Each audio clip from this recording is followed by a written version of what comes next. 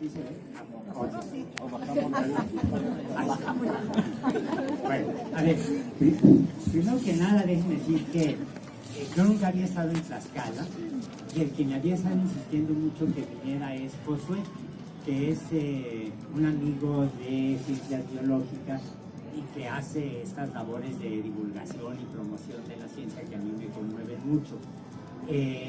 Me conmueven porque en México, si se dan cuenta, no solo los políticos, no solo el Estado, sino también la sociedad, no se dan cuenta que la ciencia es parte de la cultura y que la relación entre ambas a veces puede ser muy fina, muy sutil y a veces muy obvia. Por ejemplo, uno puede ver, lo que sé, la manera en que se usan las plantas en términos tradicionales, en la herbolaria, en hacer muebles, qué sé yo. Entonces ahí está uno viendo cómo la diversidad biológica se incorpora a la cultura. Algunas veces lo que uno puede hacer es ver las obras de arte, una escultura, una obra de teatro o una novela, como reflejos de las ideas que se dan en ciencia.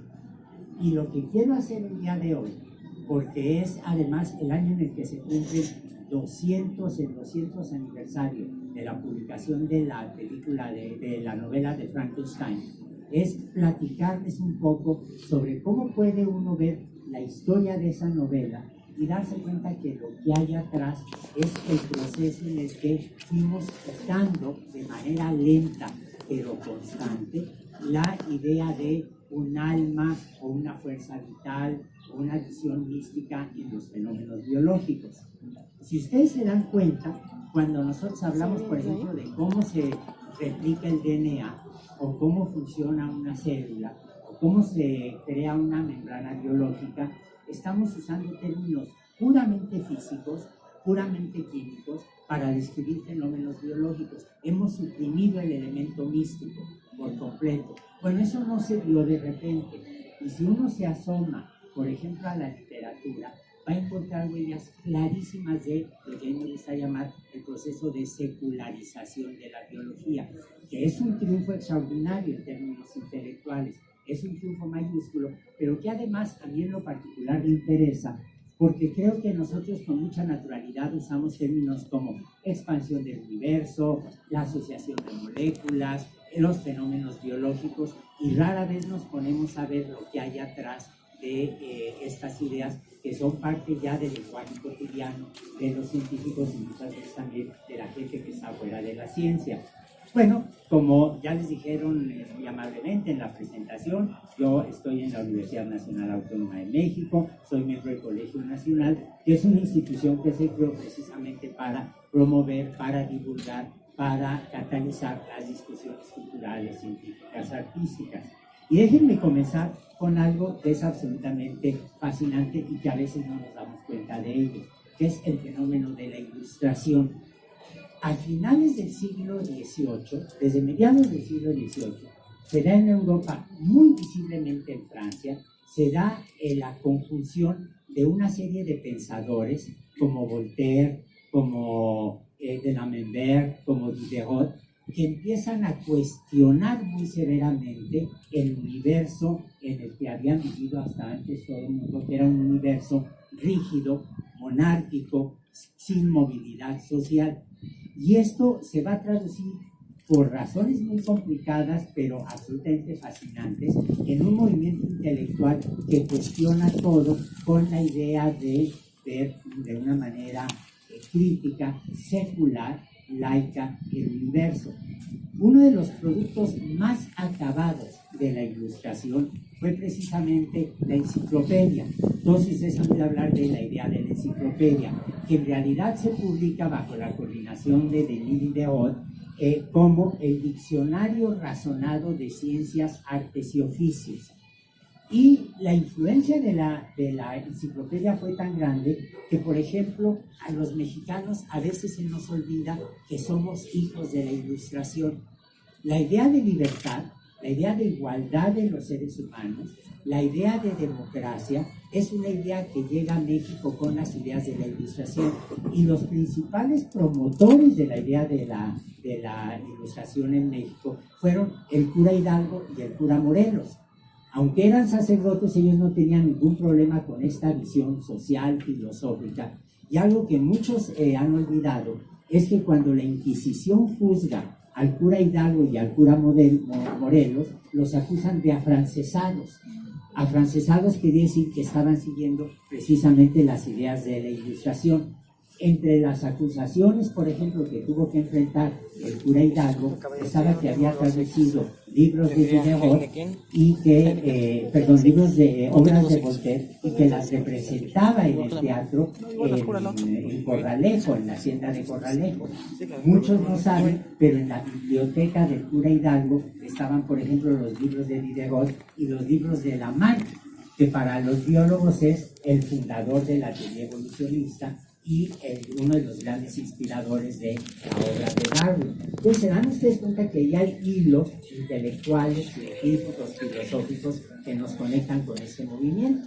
Bueno, para mí, las dos grandes logros en términos de ciencias de la vida, no solo de la biología, sino de ciencias de la vida, de la Ilustración, van a ser, en primer lugar, el desarrollo de una perspectiva temporal e histórica de la biología. Es decir, la idea de que los seres vivos no somos creados, no somos inmutables, sino que estamos evolucionando. Esta idea Lamarck la va a proponer de una manera muy clara, reúne una serie de ideas en el entorno social y a partir de ahí propone lo que algunos llaman la última teoría transformista y otros decimos, bueno, fue la primera teoría evolucionista. La otra cosa que Lamarck, por cierto, era parte de la enciclopedia. Él escribió todo el capítulo de biología en la enciclopedia como tal. La otra gran idea de la Ilustración es el afianzamiento de la visión secular de las ciencias de la vida. Es decir, no hay espíritus, no hay almas, no hay un soplo divino, sino que los fenómenos biológicos se pueden explicar a partir de fenómenos químicos y a partir de fenómenos físicos, nada más. Y esto irrumpe de una manera extraordinaria en el pensamiento científico de la época y nosotros somos los herederos de eso hasta la fecha. Como ocurrió con muchas de las ideas de la Ilustración, estas tenían antecedentes muy importantes y de hecho los antecedentes más importantes de ese afianzamiento de la visión secular de la biología, que es de lo que voy a hablar básicamente el día de hoy, en realidad comienza con los discípulos de Galileo. Ustedes saben que Galileo, cuando uno habla de evolución, desde luego que está Lamarck, pero a Lamarck no me voy a referir más en este momento, a pesar de la enorme simpatía que le tengo. Pero las ideas de Galileo, ustedes saben que permiten desarrollar una idea mecánica del universo. A partir de esas ideas es que luego Newton va a desarrollar su modelo del sistema solar como si fuera un mecanismo de relojería, como si fuera una especie de reloj cósmico. Pero Galileo tuvo además un estudiante que se llamaba Alfonso Borrelli, que se le ocurre hacer algo muy sencillo. La señorita que me presentó, que creo que ya se desapareció, se dan ustedes cuenta que trae una pierna rota y trae muletas. Las muletas le permiten sostenerse.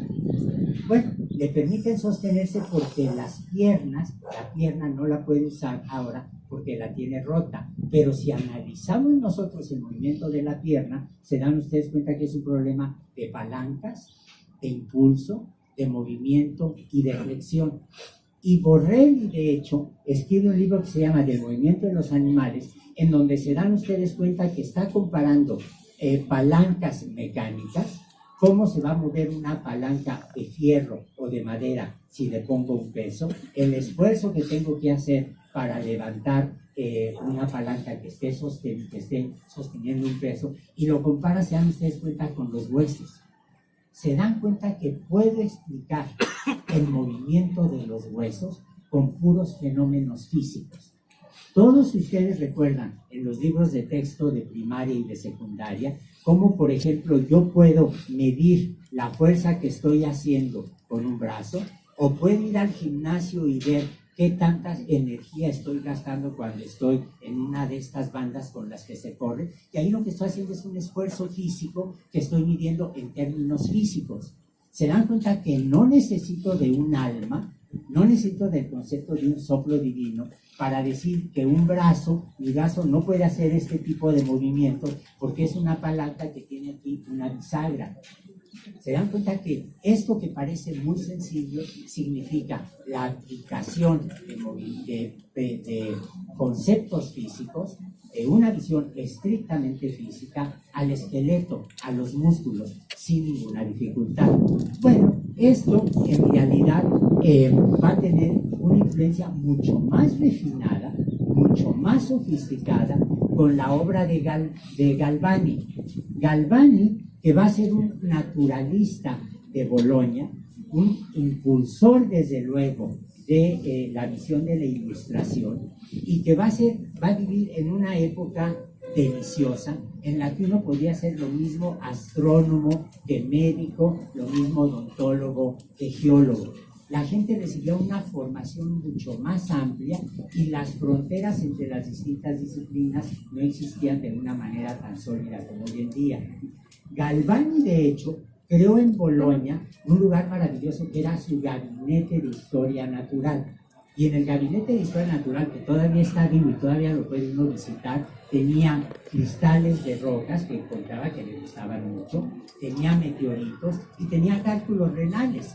Porque los cálculos renales finalmente eran una especie de piedra, y ¿dónde clasificarlos? Bueno, pues con una piedra o con un cristal o con un meteorito. Entonces se dan cuenta que el tener ahí los cálculos renales también está diciendo un producto de los seres vivos es equivalente completamente a fenómenos geológicos. Tiene que seguir los mismos procesos. Y Galvani es famoso porque todos ustedes han oído hablar del galvanómetro. Todos medimos la intensidad de una corriente eléctrica, por ejemplo, con un galvanómetro. Bueno, Galvani en realidad va a ser el que va a describir de una manera muy clara por primera vez el papel de las fuerzas eléctricas en el movimiento muscular. Galvani no es el primero que se da cuenta de la relación de la electricidad con los fenómenos biológicos. Sabemos que los médicos romanos hace 2000 años usaban un pez que se llama turbo, que produce descargas eléctricas para quitar las migrañas. Sabemos que había emperadores, por ejemplo, que padecían migrañas. Imagínense estar controlando un imperio alcanzaba unas extensiones enormes, y entonces cuando el emperador tenía migrañas lo metían a una alberca donde había peces turbo, y con las descargas eléctricas se les quitaban a algunos los dolores de cabeza. Pero también los romanos, lo sabemos porque están los textos de Galeno, del siglo II de nuestra era. Los médicos romanos, cuando veían a alguien que había sufrido una embolia y tenía parálisis, los ponían cerca de los peces torpedos, los ponían cerca de este tipo de animales, cerca de angulas. Las angulas son las que se comen. ¿Las chiquitas son las anguilas? No, las angulas. Les ponían angulas, y con la descarga eléctrica veían que la gente recuperaba el movimiento. Entonces había una tradición europea muy vieja que reconocía el papel de la electricidad en los fenómenos biológicos. Ahora, Galvani, como les digo, era médico y se fascina por el problema de la electricidad. Él tenía una novia, se casa con ella, y su suegro era uno de los principales estudiosos de la electricidad de Bolonia. Y sabemos que montaron un cable que recorría la mitad de un barrio en Bolonia para que las corrientes eléctricas de los rayos viajaran por allí y luego pudieran medir sus efectos muchas casas después. Las casas están todavía de pie, y lo que sorprende cuando uno ve el cable es que no hayan quemado la mitad de la ciudad. Pero en realidad se dan cuenta que estaban viendo que la electricidad se conduce por un cable. No solo la produce un pescado como el pez turbo, sino que además se puede conducir como un cable. Bueno, a Galvani le llama mucho la atención este fenómeno, y Galvani tenía una esposa que la historia no le ha dado el reconocimiento debido, que se llamaba Lucia Galeazzi. Era hija de, precisamente, del profesor de Galvani. Y Lucia Galeazzi le ayudaba en todos sus experimentos. Entre los muchos experimentos que hace, Galvani le interesa ver la anatomía de las ranas. Y entonces lo que hacían era cortaban las patas de las ranas cortaban las patas de las ranas y las colocaban con ganchos de cobre en los balcones de fierro. Y fue su mujer, Lucia Galeazzi, la que se da cuenta que al hacer esto, de repente se empiezan a contraer las patas de las ranas. Fíjense cómo los mexicanos, por ejemplo, decimos, si se mueve está vivo. Aquí lo que tenían eran las patas de las ranas, como pueden ustedes ver, completamente seccionadas del resto del cuerpo, colgadas con un gancho metálico, con otro metal que tiene un potencial eléctrico completamente diferente, y Lucia Galvani se da cuenta que hay movimiento. El impacto ideológico de eso fue brutal, porque la vida, el movimiento, se podía asociar a una corriente eléctrica. Se dan cuenta que ya no era un problema de el soplo divino que estuviera animando a las ranas, sino que claramente la electricidad era la que provocaba la contracción de las patas de las ranas. Esto fue un impacto enorme, realmente enorme, y entonces Galvani, que de por sí tenía muy buena fama de médico, empieza a llamar la atención de muchos pensadores de la zona de Bolonia y muy rápidamente de toda Italia, y empiezan a hacer experimentos cada vez más complicados. Por ejemplo, iban al mercado, cortaban la cabeza de un buey, como pueden ver ustedes aquí, y aplicaban corriente eléctrica al buey, y se dan cuenta cómo aquí están este investigador sobre un banquito para no hacer tierra, está haciendo contacto con el colega, le están poniendo una descarga eléctrica al buey, y el buey empieza a mover las patas sin la cabeza. O sea, claramente hay movimiento que se está dando aquí. La corriente la generaban porque sabían que se podía generar con líquidos distintos y metiendo metales. Pero se dan ustedes cuenta que eran experimentos muy ingeniosos, y eran experimentos que estaban cuestionando exactamente qué es la vida, porque se percatan ustedes que aquí es una corriente eléctrica. Los mexicanos no tuvimos un Galvani, pero si ustedes van a las cantinas de Garibaldi, es un nombre italiano, se acuerdan de las máquinas que dan toques, a ver quién aguanta más un toque, y uno de los chistes es, le doy la mano a alguien más, y se cierra el circuito, y aunque los extranjeros se quedan sorprendidos de esa capacidad masoquista de los mexicanos, se dan cuenta que sin estar conscientes estamos haciendo un homenaje a la electrofisiología que están haciendo en este momento. Bueno, los experimentos se hicieron cada vez más audaces, y por ejemplo no tardaron en pedir cuerpos de criminales o de gente que había muerto en los hospitales para hacer experimentos con las corrientes eléctricas. Sostenían, por ejemplo, conectaban cabezas a través de corrientes, a través de cables, a través de metal, le aplicaban corrientes eléctricas y veían cómo las cabezas podían mover las orejas o podían abrir los ojos. Se dan ustedes cuenta que en otros experimentos, siempre fíjense, en los banquitos, para no hacer tierra, le aplicaban, por ejemplo, corriente eléctrica a las piernas y veían cómo se contraían las piernas. Pero estaban usando cuerpos humanos. Estaban generando movimiento, que es lo que asociamos con la vida. Estaban demostrando que una fuerza estrictamente física hacía que los muertos, tanto animales como humanos, presentaran movimiento, lo cual no era nada trivial. Bueno, Galvani no crean que se opuso a la iglesia, en modo alguno. Suponemos que era creyente, nunca fue perseguido por la Inquisición ni por el Vaticano en un estado que era en una parte de Italia que pertenecía al Vaticano, y de hecho hay una iglesia en Bolonia en donde abajo de un Cristo que está irradiando la luz divina y no las descargas eléctricas, ven ustedes aquí la tumba de Galvani y abajo la de Lucia Galeazzi. Hasta muertos quedaron en una posición que refleja el estatus que en la época tenían las mujeres. Bueno, Galvani tenía un ayudante, un sobrino, que no solamente le gustaba hacer experimentos, sino que tenía un alma de empresario absolutamente extraordinaria, que era Giovanni Aldini. Y Giovanni Aldini trabaja con su tío y con su tía mucho rato en el laboratorio, hasta que se da cuenta que esto es un espectáculo que se puede vender, y empieza a recorrer Europa reviviendo muertos. Y tenemos las crónicas que son absolutamente maravillosas, de cómo, por ejemplo, en un momento dado llega a Inglaterra y convence a un colega, el doctor Andrew Wood, que trate de revivir a un muerto, el cadáver de un ladrón que había sido colgado con electricidad. La descripción de ese intento, de ese experimento, es maravillosa, porque se hizo en el Teatro Anatómico de la Universidad de Oxford y fueron, como dicen, las autoridades militares, eclesiásticas, los profesores, y dice el texto una frase que seguimos usando, las señoritas de la mejor sociedad. Aplican descargas eléctricas al muerto y el muerto eleva el cuello y abre un ojo. Y la descripción, la crónica del espectáculo es: y las señoritas de la mejor sociedad cayeron desmayadas. Porque claro, se dan ustedes cuenta que estaban con electricidad intentando revivir a un muerto. No era trivial.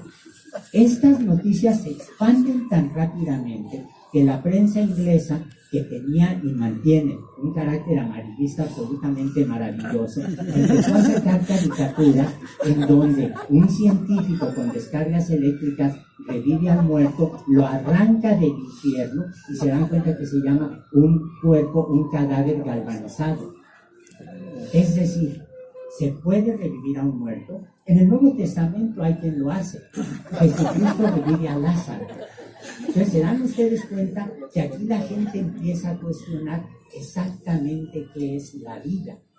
Puede haber fuerzas estrictamente físicas que estén haciendo que de repente podamos revivir a los cadáveres con electricidad, con una fuerza estrictamente física. Y de hecho, estos experimentos se volvieron tan populares, tan extraordinariamente populares, que si ustedes se fijan, estos son grabados del siglo XVIII, en donde en los salones de la aristocracia francesa, lo que se tenía era, se colgaba algún participante para que no hiciera tierra, se le aplicaban descargas eléctricas o se generaba electricidad y otra vez se veían los efectos de la misma para mover cuerpos, para traer papelitos, para hacer que pajaritos muertos movieran las alas, etc. Pero esta gráfica me gusta, estas dos gráficas me gustan porque son grabados de la época, porque se dan ustedes cuenta de algo que es fascinante. Las mujeres participaban en los espectáculos científicos como algo muy normal. Todos sabemos que durante el siglo XVI había salones aristocráticos donde la gente discutía de política, discutía de filosofía, discutía de música, pero se dan ustedes cuenta que mujeres, el equivalente a Madame Bovary o Madame de Pompadour, organizaban